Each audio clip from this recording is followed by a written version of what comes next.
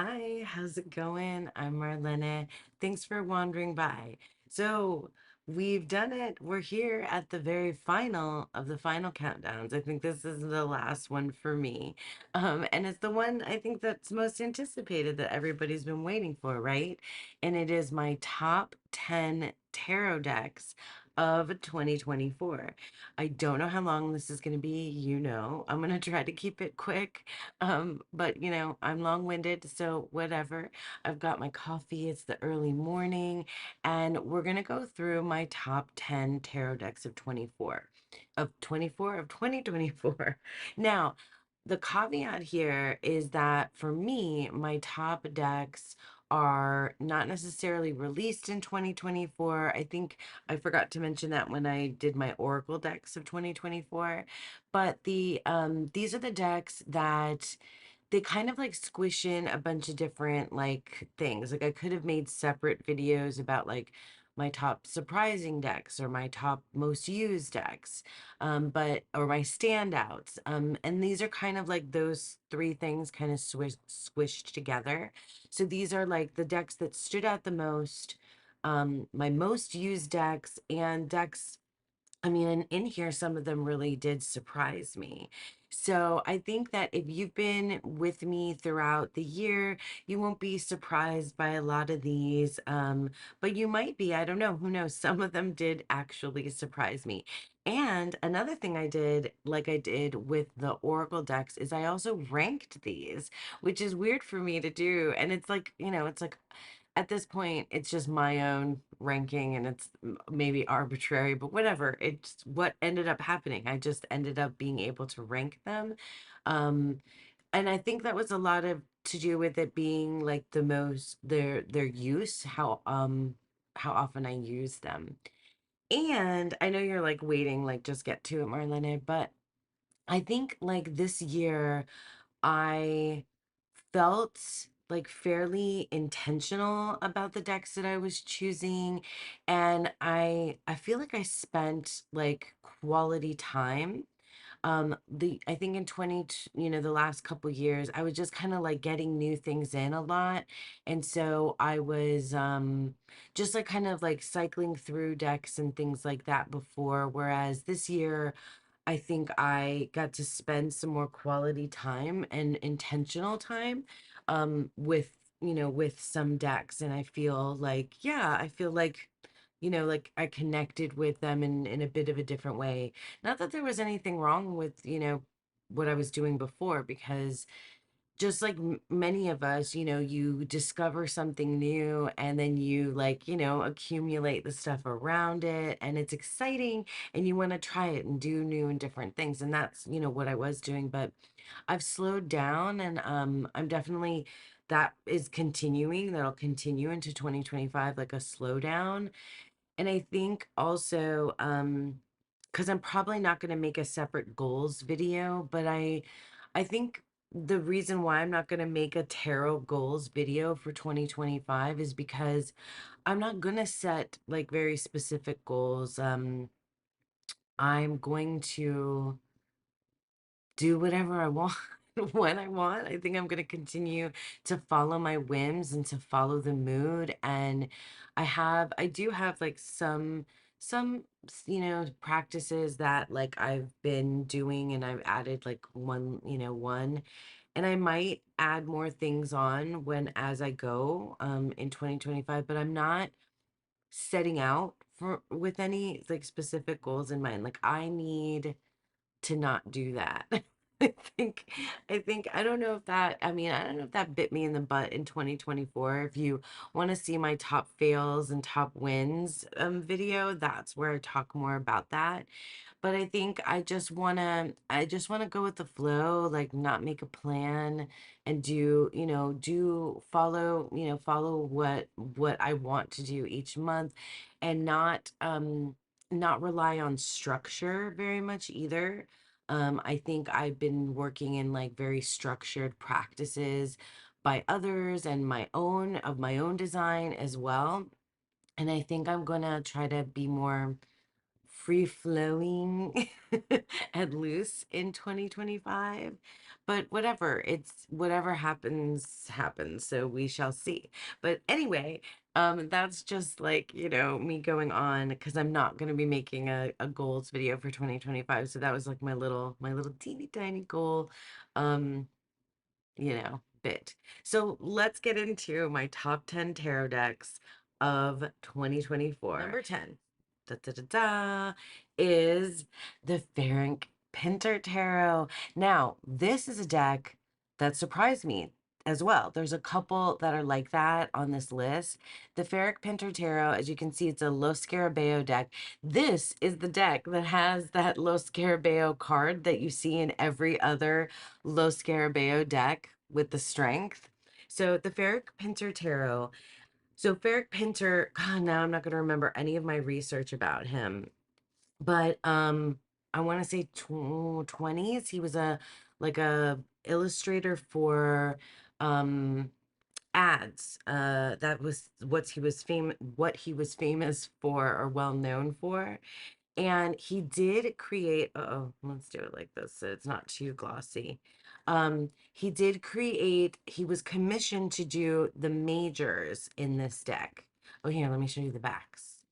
Can you see? Let's do it so it's not so glossy.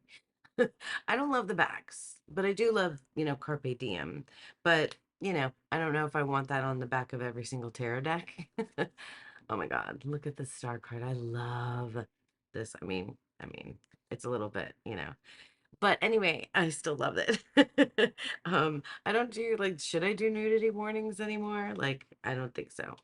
Anyway, um, he was commissioned to do the majors of this deck, and then the rest is curated from his artwork. This deck is like, I was kind of, when I first got it, I was a little bit put off when I first used it. I think maybe did I do like an interview spread or something? I don't know. That like it felt really dark and it was a little bit like too, I don't know, it was like a little too scary or something. And then so I didn't use it. I was also put off by the cardstock because it's the really like not manageable kind. So sorry for the glare. Let's see if I can do it. Yeah, if I do that, it's not so bad. But I put it aside, didn't use it for a while. Then I pulled it out and I used it alongside my beloved um Hellenic Oracle. Oh my gosh, I can't get the words out.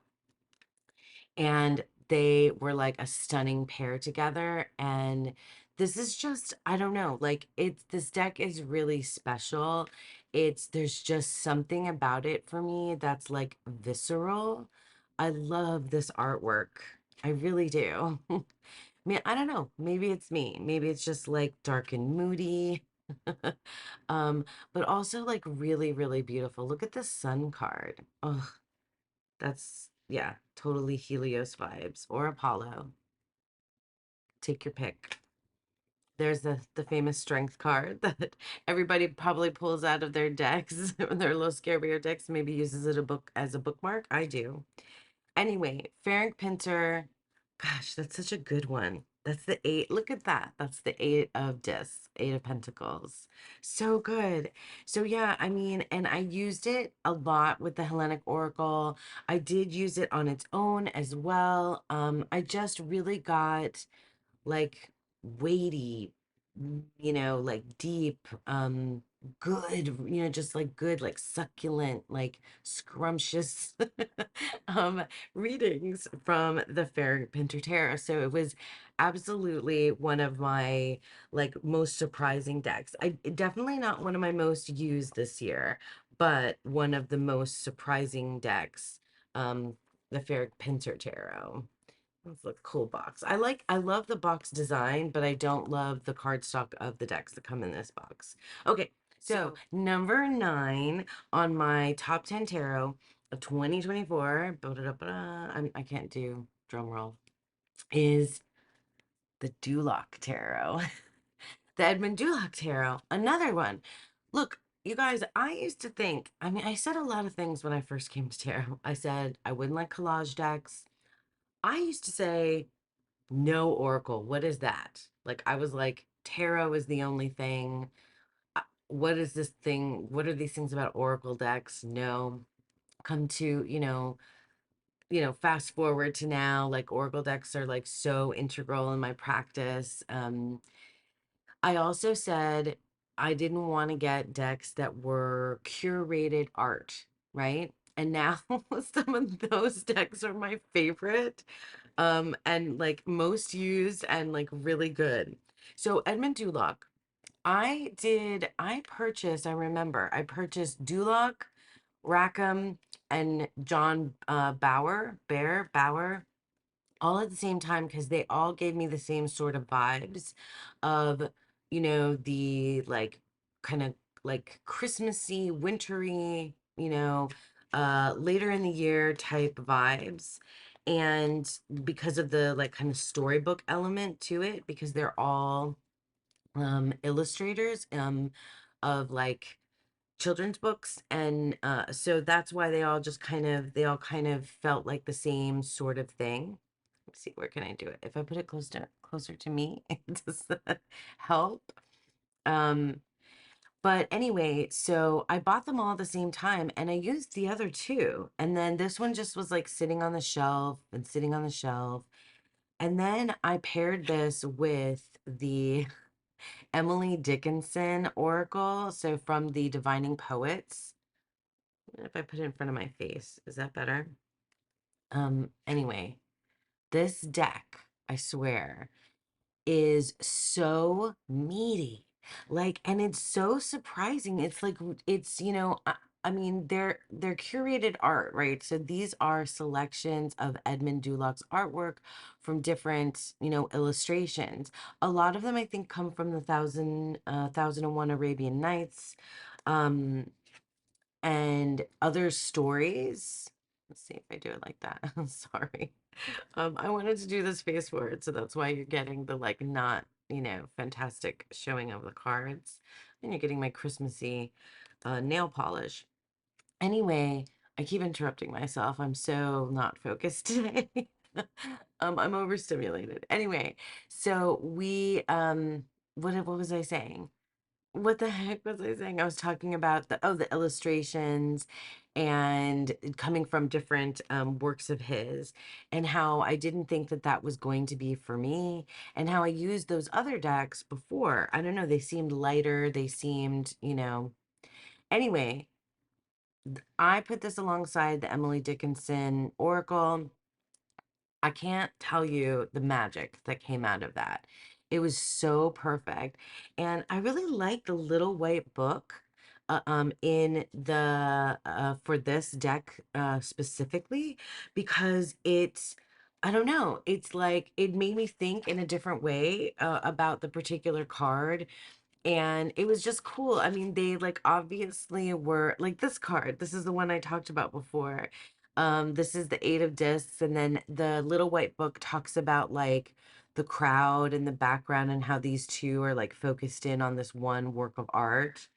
And it was interesting because I never considered anybody, because typically in an Eight of Discs, you have one person that's working on whatever it is that they're working on, mastering their skill, that kind of thing, honing their whatever. And or it's, pips, but like in a scene like this with these like this marketplace, and I thought it was interesting, and I thought it made me think about the Eight of Discs or the Eight of Pentacles, like in a larger like community way, like with other people involved and not just like a solo mission. And that was really cool. And yeah, oh, did I show you the backs? The backs are really cute. I mean, I just love it. Like, I edged mine not dark enough black, but so you can still kind of see seeping through, which I kind of like that. But yeah, this deck just became like, I don't know, it just worked, and it became the kind of deck that I feel like is like opened something up for me, and I just never thought that I would enjoy these curated art decks as much as I have. And the Edmund Dulac Tarot is, was a hit. It was a hit for me here in 2024. So that's number 9, the Edmund Dulac Tarot. Okay, next, number 8 on my list, and here we go with like the big theme, I guess you'll see, is Greek mythology. Greek mythology, like kind of the first half of the year, like the first 6 months of the year, I was just wholeheartedly obsessed, reading Greek mythology, listening to Greek mythology podcasts, watching, Greek myth retelling movies. I was down the rabbit hole in a major, major way, and the theme just kept going. The decks just kept coming. And also in the first half of the year, before I hit my tarot burnout in the summer, I was dedicating every month to one particular deck for daily draws, which is something that I hadn't done like for months in a row. And so I think up through July, I want to say, or August, maybe July or August, is I had one tarot deck a month. So a lot of these decks come from that practice because I spend so much time with them. Like I spend an entire month with this deck at number 8. So this is the Circe Tarot. Also, I guess I'm a fan of Los Scarabeo decks. Okay, this though is a new cardstock by Los Scarabeo, and it's delicious to shuffle. Here are the backs of the Circe Tarot. This is, oh look, and here's our strength card and the cover art, the box art for this deck. I love this art style. And I was so deep into Greek mythology. Would you look at this? Because this is the lover's card. And that's Psyche and Eros. And it's like just amazing. My favorite. One of my favorite lovers cards ever. Anyway, I this deck was so just easy to use because it has the layer of Greek mythology, but it is very RWSC. So like you don't need, like that's a 9 of Pentacles. Like, do you need to know who that figure is in Greek myth? I can't even tell you off the top of my head. I think, mm, that's not Circe. It might be Circe. I don't know. Anyway, see, it doesn't matter. I mean, the little white book is okay, not fantastic in here, but you can use this deck like because you think it's pretty, and if you read RWS. So, and there's the Fool, that's Dionysus. I'm loving it. There's some cards in here that I just love so, so much. Um, yeah. Oh my God. Look at this 8 of Swords. That's Andromeda. Some of them I memorized that I know, or the scene just really like is clear to me what's going on. But like, look at that, like 2 of Wands. That is just, it's like really RWS. The Greek myth could go alongside it. You could, ignore it, whatever, it doesn't matter. This one, I mean, it's a little bit different for 7 of Wands, so you might want to peek into the guidebook, the little white book anyway, to figure it out. It would be nice if this had like a longer, more involved guidebook. Look at the sun. I don't know why suddenly I'm like really in tune with sun cards because I was doing that in the other one too. I don't know. I mean, I am a Leo moon. Hmm. And Leo is the sun card is connected to Leo, in case you're wondering why I'm saying that. The artwork is stunning. The magician, isn't he the cutest? I really like kind of how snarky and like sneaky and mischievous Hermes is in this. I like the way that he's drawn. It's a deck that I really just fell for. I fell for you, Circe Tarot, in 2024, and I really, really enjoyed it. So that is number 8 on my list of top 10 decks 2024, the Circe Tarot. So now, number 7 on this list is, again, another deck that I spent an entire month with. I think this one I did start using another deck, maybe about halfway through along with it, but I think I broke this deck out at other times during the year for other readings. But for me, the magic in this deck is also in the guidebook, and it is a deck, a well-loved deck that has been out for a long, long time. This particular version is out of print, but it is the Mythic Tarot. And I have an out of print version that is that are these backs. These are the purple backs, but I think also there's a version with the black back. So it's a different printing year, I guess, publishing year. Anyway, there's also, you can get the new Mythic Tarot, which has the same like scene, same similar artwork, but just in a slightly different style. It's very like subtle differences, although I don't know, I'm not an artist, so you might, like, if you are, you might notice the differences a lot more than I do. But I had gotten, my story is that I had gotten the new Mythic Tarot, and then I don't know, I just didn't, and I had the guidebook on the app because you can get it from the Fool's Dog. Yeah, the Fool's Dog is they have a bunch of different tarot decks that you can get for like $2 or $3, some maybe a little bit more sometimes, on your phone or iPad or whatever. You can get an app. And I was reading the guidebook there, but then I really wanted the actual book because I wanted to like highlight or underline or make notes in the margin or just hold the book in my hands. And I also then realized that I preferred the art style here in the Mythic Tarot, the original OG Mythic Tarot, to the new Mythic Tarot. I mean, the difference is, like, you can find versions like out of print. People are selling these, and I got mine for brand new. It was brand new, unopened, like cellophane still wrapped around it, for a really decent price. For me, I mean, I know it's all relative, but it was, definitely not that expensive. The sun is Apollo. What, I keep pulling out the sun or stopping on the sun. That means something. That's something. I'm gonna have to look into that later. But in any case, this deck is so good. The guidebook is so amazing. Each one of the suits follows a specific storyline. So we have the Oresteia and the swords, and we have Jason and the Argonauts in another, and then we have the story of Eros and Psyche in another, and then we have, what can I think of? Oh, and then we have the story of Icarus and Daedalus, and I think even is the Minotaur and all that in the Pentacles. See, I think that's Icarus and Daedalus right there in the 4.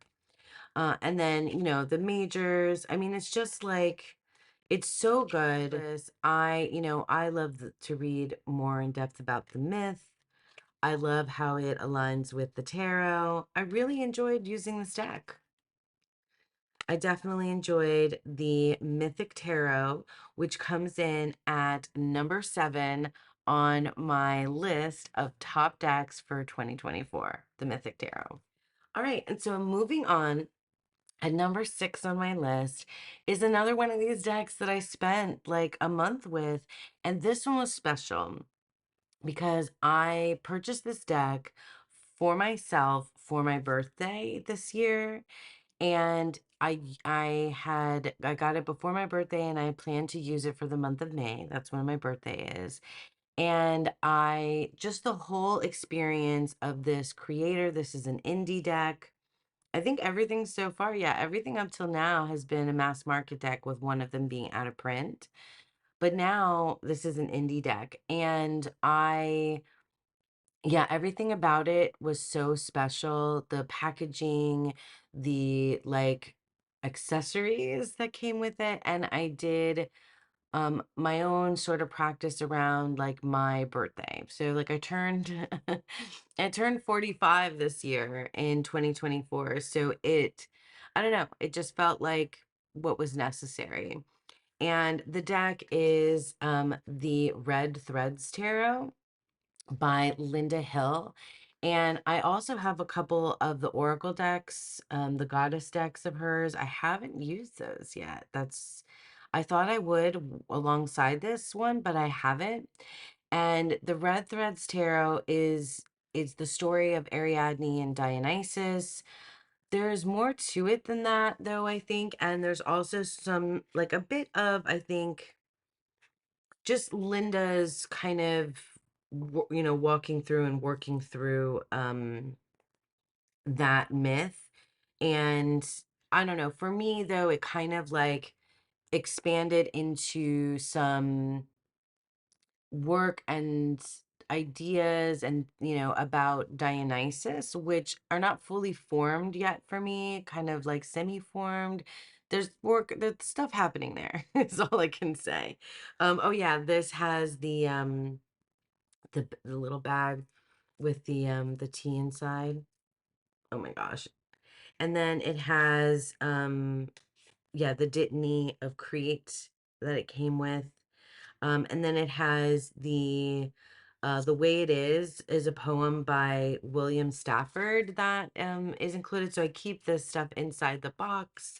And I even wrote a poem because that poem and a song like together made me like inspired me to write something. And anyway, long story short, too late. If you know where that quote comes from, please tell me in the description box or tell me in the description box. Tell me in the comments below. So these are the backs, and it has the phrase winding around it. It's just okay.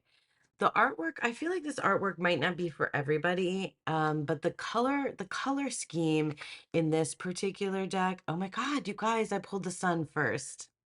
This is a thing. This is definitely something I need to think about, the sun card. Anyway, uh, I'm so thrown off by that now. Um, the color scheme and the art. So I was saying the artwork might not be for everyone, but I love it, specifically in this deck. I don't know that I would get any of her others because I'm not sure they feel like maybe too similar. But this one, it's really good.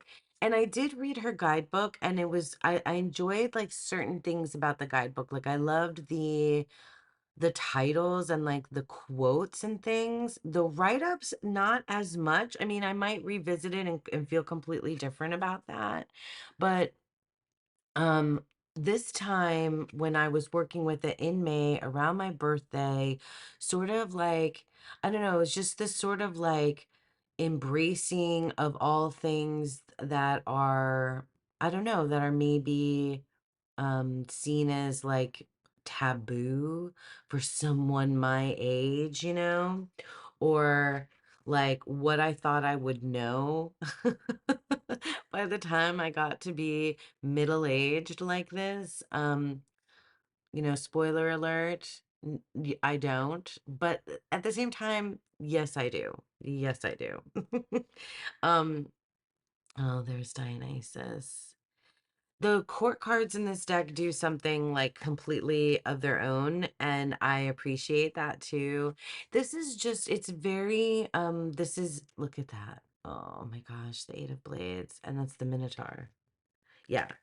I do love the story of the Minotaur, and I did love learning some things about Crete that I didn't know. Um, yeah, see that? That's another court card. Oh, I have lots of court cards here. But in any case, this was like this is definitely like an experience deck.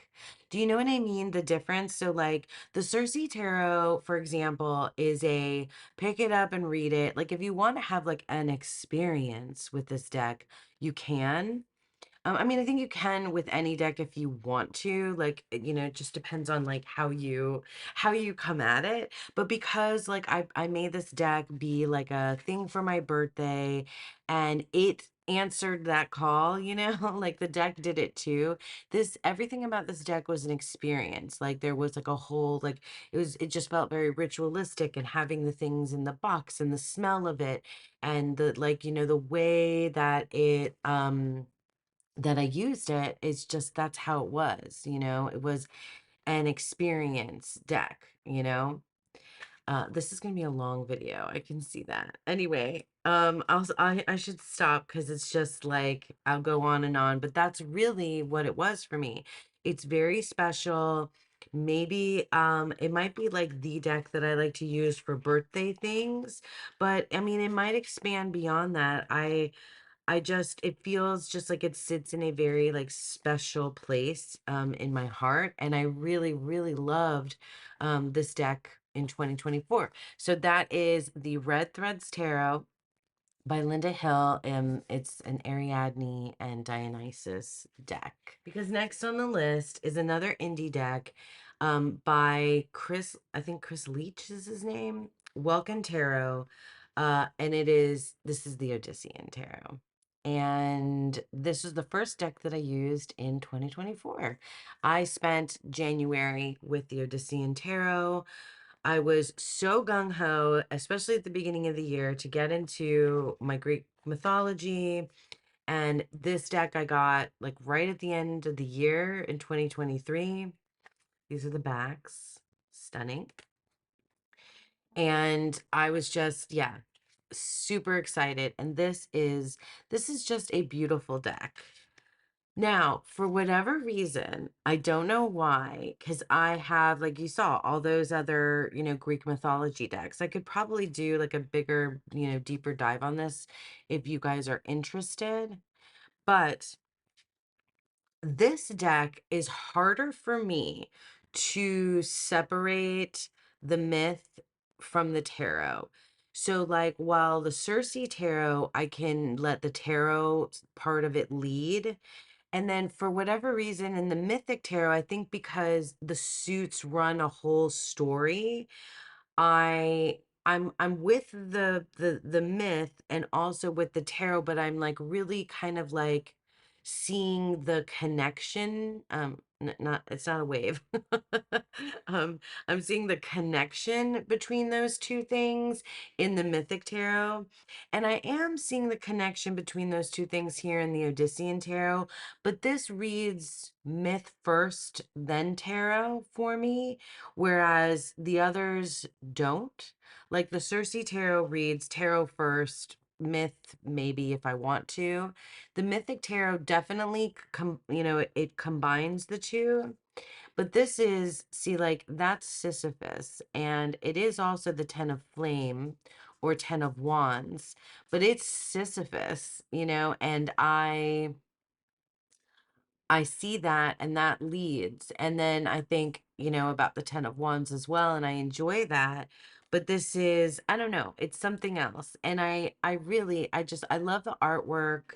Um, I know that this was used in collaboration with some AI, but then manipulated and designed. Oh, there's Oedipus. Um, and the Trojan horse. Da, da, da, da. See, like, I can look at this and know, like that's Achilles. Also, the 10 of wind or swords.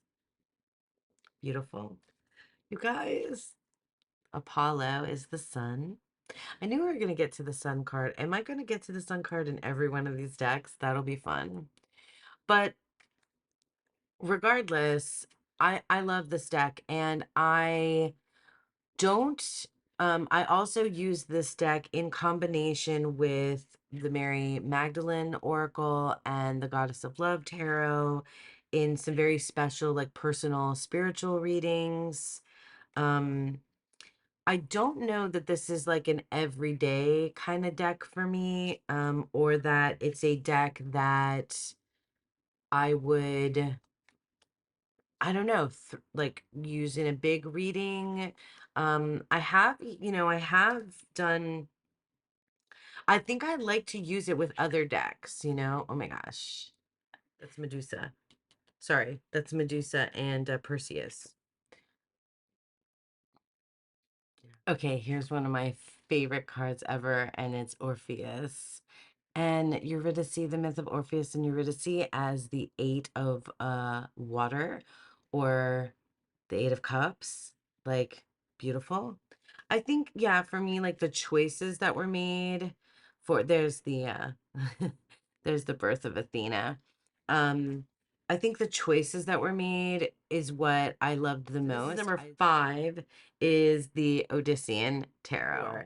And number 4 on the list, I think I've already mentioned it, is the Goddess of Love Tarot. And this is in a really special Krista bag that she made, and she has a matching one. I think her Goddess of Love Tarot, I think she made one for Andy too, that is like this, and it's just love it so much. So the Goddess of Love Tarot, this is interesting because this deck, well, so this is a mass market deck. I've edged mine in red. Here are the backs. I love pink and red, but not necessarily wearing pink and red. Like I love it in design, if that makes sense. I think I said this recently.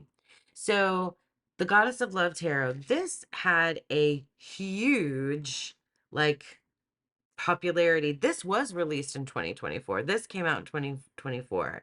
It's by Gabby Herstick, and Snakes for Hair is the artist. And it's a collage deck. It's wild. I mean, it's wild. Just like the two, creators. um Gabby Herstick and Snakes for Hair. I think I'm getting that right. I hope I am. If not, I'll put up the right name of the artist.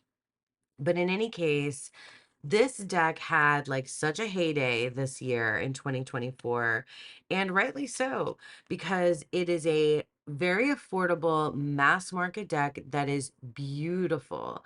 Like, I mean, personally, I find it beautiful. Like, I don't know if other folks thought it was like overhyped or because they saw it everywhere. But the idea is that when this deck got popular, like really popular, I thought of things like that like this would be the kind of thing that like people that were trying, like it's this is created by somebody who I feel like is really like part of a like subculture and like is subversive and progressive, and but because it's affordable and very popular and mainstream, I think that like back then people would have said that it was something that was just it loses its cool factor, right? If it's too popular. God, I love this Eight of Cups. Did we even pass the Sun card? I'm not sure if we did. The idea of the Goddess of Love, this deck in my practice, like I said, was part of uh a group of decks, a family of decks that I was using with the Mary Magdalene Oracle, the Odyssey Tarot in this deck. They were my, like very like spiritual, but this is like sexy, like the Goddess of Love Tarot. If you read the guidebook, some people hate it. I actually kind of liked it. It has the decans written in it. I like Gabby Herstick's take, and it's fun, and I think it would, like, if I were younger, also, like, I can see like the appeal, especially for anybody, but like young people who are single, like, but and also looking for love. But even aside from that, like as a middle-aged woman, like trying to kind of like reconnect with my body, and like after having, a child, and like going through all the things that your body goes through, and like kind of like meeting yourself again, in middle age, this was really good for me, like everything to do with this deck and Mary Magdalene and those readings. I did use this deck on its own as well, but it was like a reawakening of like sexuality and sensuality and things like that for me. So Yeah. this was the Goddess of Love Tarot number 4 on my list of decks, top decks of 2024. Okay, we've arrived at the top 3 of my decks of 2024, tarot decks of 2024. I promise I won't spend that much time on these, because honestly, it's easy to put these in the top 3 because they are my most used decks and some of my most now beloved decks of 2024, I think, and maybe ever. But coming in at number 3 is the Rorrig Tarot. This is a big guy, but it is absolutely one of my most used decks of 2024. This is also an indie deck. It's still available. This deck was gifted to me by a friend. Oh, the sun is changing, so you're gonna start seeing it. Oh, the sun. Sorry. Okay. You guys, I'm so squirrely today. Sorry. The Rorrig Tarot, and I never think I'm pronouncing the last name correctly, is created by it's an artist who created this deck. Very beautiful, surrealistic art. It's so cool. It's very like it for me, it like weaves in like old Hollywood kind of pop culture. It has your Hebrew letters on it. Um, oh my God. It's so different. I love it so much. But this deck I have not been using for readings. This deck has been a deck for my Deccan walk this year. And I've been just pulling out the cards every 10 days for the particular Deccan. You don't know what a Deccan is. Um, it is a piece of a zodiac sign that has a correspondence to the tarot. So if you are interested in learning more about that, I'll leave a link to my Deck and Walk playlist series down below. Look at this star card. I love all the writing and like notebook paper in this deck. But yeah, this is the deck that has been out on uh, my altar slash coffee table all year long. That is my Deccan deck. My Deccan deck. And it's going to stick with me until March when we turn over to a new zodiacal year. So yeah, absolutely love this deck. And after I retire it from its Deccan walk practice, then it can get back into rotation for use for like readings, which I have done before, but this year this is like, it's my Deccan deck. So it's been out there, that's what it's been doing. That's been its, purpose. All right. So number 2 on the list, I can't do a drum roll. You can do a drum roll in your head where you are. This is easy, and probably if you know me, you won't be surprised to see this on here. It is the Thoth Tarot, and it is my special Thoth Tarot that I have in this like makeup bag. I guess this is what this is. I don't know. It used to have a tassel on it. This is like always in my bag or always around. Like it's just kind of like the deck that I probably use and have used the most in the last 3 years, I want to say. I trimmed a large this so it's a mass market version of the Thoth that I trimmed to down to a micro border, and I edged it in brown. um, I mean, you've seen the Thoth, right? I mean, I'm assuming that you have if you are here. I can't stop, won't stop with the Thoth. I love it so much. I want to continue. I was watching my video of goals for 2024, and I had mentioned that I was definitely going to be working with the Thoth again, and that I wanted to create more Thoth content. And that maybe that is still a goal. Like I think that the Thoth doesn't need to be as mysterious or difficult as people think. I think of it in the same way as like teaching poetry. A lot of people are intimidated by poetry and think that there's like a right way and a wrong way to read it. And I think people think the same thing about the Thoth, or, um, that you need to like do deep dive study, or you have to know all these things before you can read with it. And I don't think that's true.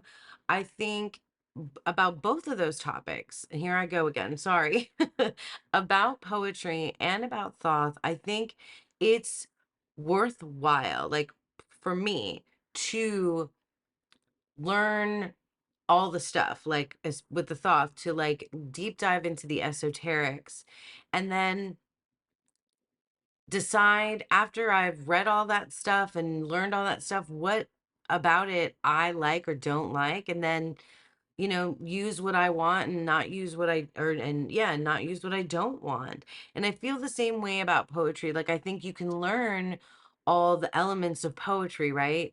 You can learn about rhyme and meter. You can learn about, um alliteration, and you can learn about all of those like techniques and crafts and things that are in it, and then you can ignore it completely and just feel the poem as it's read, and just experience it.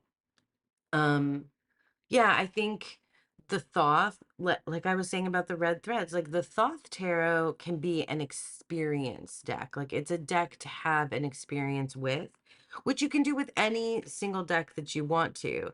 But for me, like I like knowing all the things and then throwing that away.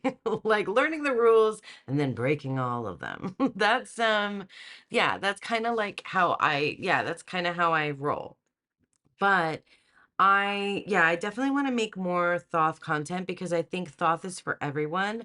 I don't think you have to be in the special mystical, this might be an unpopular opinion, but I don't think you have to be in like some sort of special mystical, under the guy, under the, some guru guide, guide, or um yeah, I don't think that you need that in order to read the Thoth. I think if you like are drawn to this artwork, I think for sure, if you read RWS, you've already learned Golden Dawn, and the Thoth is a Golden Dawn tarot. So, yeah, I don't think it needs to, I mean, I think it can be like, and if you want it to be, and if you are into like with tarot in general being like 100% a spiritual, mystical experience, then, I have that feeling too, but I don't think it's a prerequisite. That's what I'm saying. And maybe that's just because I approach things like academically that I'm saying that it's a prerequisite. But I do think that if you want to, like, if you want to dive into all of the stuff, which I have done like semi, then I think it's valuable. And then you can just say, nah, I don't need to know. Like, okay, so because everything in the and the kitchen sink is in here, mythology wise, you're talking like I mean, everything is taken from everywhere, um, in the Thoth. And I think that's like interesting. And it also kind of goes along with the way I feel about, that I'm going to say it, everything is sacred, and nothing is sacred at the same time. That's kind of like a motto of mine. Oh my God, I love this so much. Anyway, I'm going on again. See, sorry, and I only like scratched the surface of things that I want to say about the Thoth, but I think that's why I want to make more content around the Thoth, because I feel like there are that you might be interested in like what I have to say, because I have like I think a different take on it. Um Maybe, or or maybe there are those of you that agree. I think that Thoth can be for everyone, and I think that I see the value in learning the esoterics. I see the value in its mysticism. but I also see the value in experiencing the deck as is, and approaching it on a surface level way too. And I think you can do that. I think you can go into the Thoth and you can read with the Thoth however you want. And Thoth can be for everyone. And I just, I don't know. I guess to be continued. I'll tell you more about that. But absolutely in 2024 and ongoing, I'm a Thoth girly, right? Like the kids say now. I'm a Thoth girly. And now for my number one deck of 2024. And kind of piggybacking right off of what I just said about the Thoth is a Thoth inspired deck. And if you were around my channel this year, you'll know that I spent like what 2.5, maybe 3 solid months, if not longer. I mean, for me, that's a lot because used to rotate decks quite a bit. With this deck, I fell in love, just fell in love. I fell for you, Tabula Mundi Tarot. And this is an indie deck as well, created by the fabulous Mel Meline. I love everything about like the packaging. Like this silk ribbon that is in her decks is just amazing. I need to get my hands on the Rosetta Tarot. I have it in an app, but I want it physical. And I think I want to get the larger version because this is like the mid, not mini, but mid of the mid, not in that way, but it's like mid-size, medium size of the Tabula Mundi. This deck, I had this deck for a year, barely used it, barely touched it, didn't look at it. And then I made the choice to use this deck and learn more as I was going through Thoth again. Still, I grabbed this deck for um was it June and July? I want to say June and July. Right before I completely burnt out on tarot, I was having my heyday with the Tabula Mundi. Now, I have this deck in the app as well, and that I don't have the physical guidebook, but I have the guidebook because it's in the app. The Rosetta Tarot is also in an app, from the Fool's Dog. There's the sun. Okay, so we circled back around like you do, right? Circling the sun. Oh, God, I love it so much. I love it.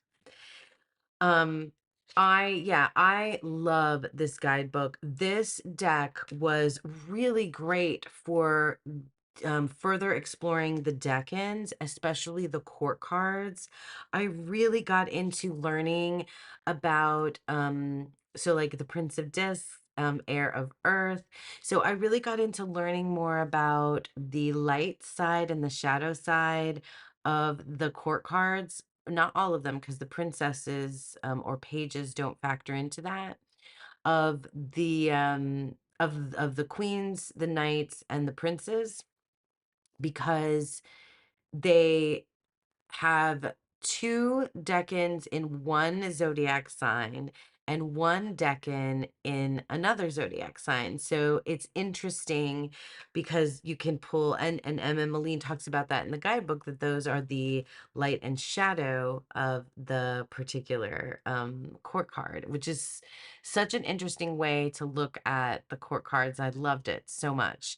And I found that that was everywhere in the way that people talk about court cards anyway, in without realizing necessarily that it's connected to the astrology, which that's another thing that I find interesting, like about like when you learn more of the esoterics and where these things come from, when you learn about the astrology and the Kabbalah, um, then it's like, even if you have no interest, and I'm sure people have said this before, but even if you have no interest in understanding the astrology, like it's in here, and it's in here. Like, let me see of a good example that I can think of. Like the Nine of Swords. One of the main keywords for the Nine of Swords, especially if you're an RWS reader, is nightmare. It's the nightmare card, right? 9 is connected to Yesod, which is the moon. And so dreams, nightmares and dreams, like it's there. Like, I mean, that's the Kabbalah, right? Not the astrology. But like that's there if you want to see it, or it's there. I mean, like it's almost like backward planning, right? Like I learned the tarot through the scenes, and then I learned tarot through the esoterics, right? So the Kabbalah and the astrology and the numerology and things like that, and all of their layers and connections with one another. And if you want someone who can guide you through that in a way that is, well, it's definitely heady. Like, reading M.M. Maline's guidebooks, you have to want to get into that. You can sort of parse out, suss out, like take out, parts and pieces of it and focus in on one thing at a time if you want to. I mean, these are the kinds of things that I want to continue to talk about when I do like my, when I come across topics that I want to discuss in like Thoth for, when I want to talk about Thoth for everyone, like how to do that, how to see the layers and then mm, like pick out which layer matters or not. I don't know if that makes sense to you guys. Like, but once you know, and I think it's really fun to know. Does that make sense? And Emmeline has been like such a good like way for me to get in there and to learn it and to not be intimidated by it. I'll never forget. So I love the backs of the Tabula Mundi, but I'll never forget, like when I first started learning tarot, I like to have all different kinds of resources. So I like to watch videos, read books, practice tangibly, talk to people about it. I just kind of,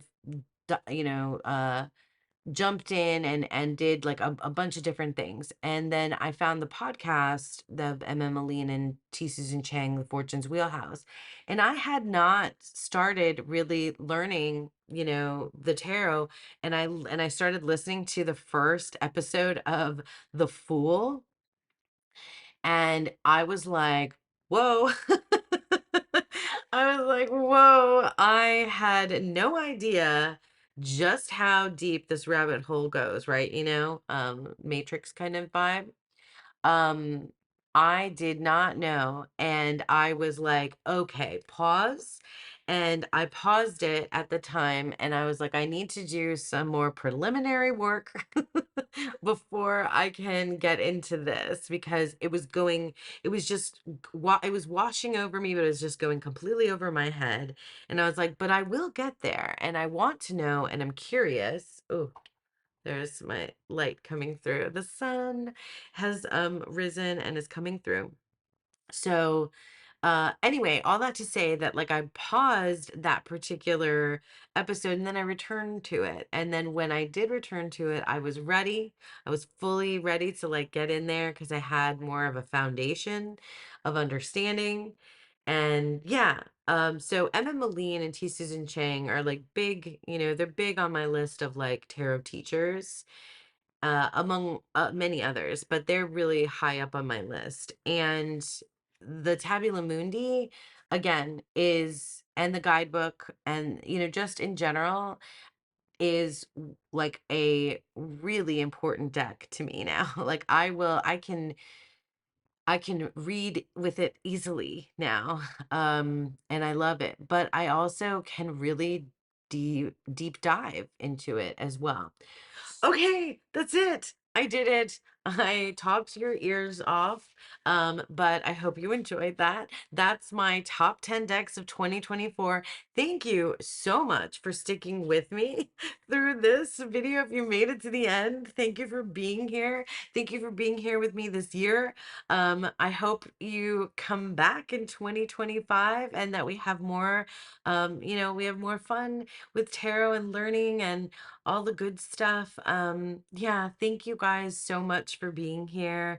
And I hope that you have a beautiful, wonderful day. I hope that you have a beautiful, wonderful new year. And I will see you again in 2025. Bye.